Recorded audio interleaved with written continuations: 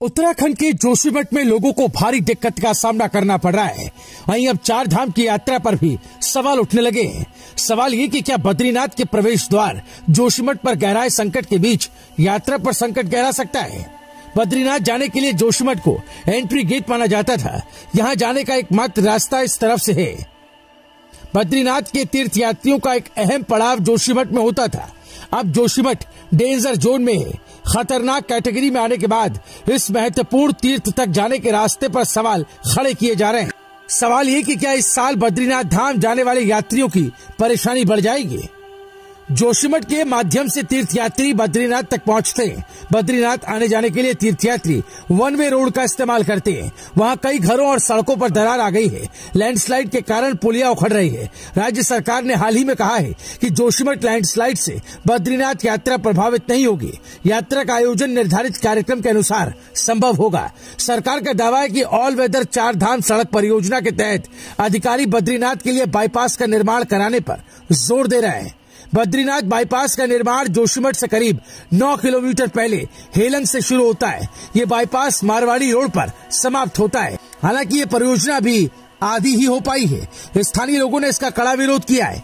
जोशीमठ में विरोध और गुस्से के कारण बाईपास परियोजना पर काम रोक दिया गया है। इसके मई के पहले हफ्ते तक तैयारी नहीं होने की आशंका जताई जा रही है। इस कारण इस यात्रा पर अब संकट के बादल भी मंडराने की आशंका है। 4 धाम की यात्रा में पिछले सालों में तीर्थयात्रियों की संख्या में काफी बढ़ोतरी हुई है। बद्रीनाथ धाम में इस बार की यात्रा के दौरान सबसे ज्यादा तीर्थयात्री पहुंचे थे। ज्यादा संख्या का मतलब गाड़ियों की बड़ी संख्या, इसलिए इलाके पर ज्यादा दबाव, जो अब जोशीमठ में कई जगहों पर ढीला और खतरनाक है। साल 2016 में 6.5 लाख तीर्थयात्री बद्रीनाथ आए थे।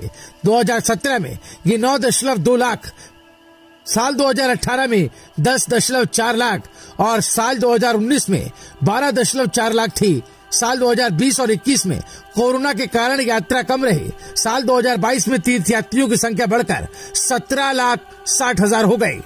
बसंत पंचमी के मौके पर मंदिर के कपाट खोलने की तिथि सामान्य रूप से घोषित की जाती है। आमतौर पर तीर्थयात्रियों के लिए धाम के कपाट अप्रैल के अंतिम सप्ताह या मई के पहले सप्ताह में खोल दिए जाएंगे। साल 2022 में बद्रीनाथ धाम के कपाट 8 मई को खोले गए थे। केदारनाथ धाम की यात्रा 6 मई से शुरू हुई थी। जोशीमठ में पिछले दिनों लगातार दरारों की संख्या में बढ़ोतरी हो रही है। अब तक 849 घरों, होटलों, सड़कों और अन्य स्ट्रक्चर में दरार पाई गई है। सीएम पुष्कर सिंह धामी ने भी इलाके का दौरा किया। इस दौरान उन्होंने कहा था कि जोशीमठ की स्थिति से औली में विंटर खेलों का आयोजन और बद्रीनाथ यात्रा पर प्रभाव नहीं पड़ेगा।